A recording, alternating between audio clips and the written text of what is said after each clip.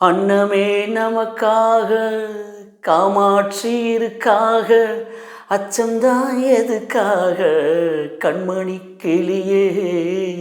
காசிக்கே சென்றாலும் கிட்டாத அழகே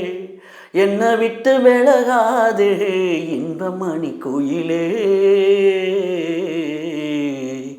சீதையம்மா அழக ராமனும் கொண்டாட ரகுராமனும் வாய் நிறைய சீதையை பாராட்ட தானே தன்னான் நன்னான் தானே தன்னான் நன்னான்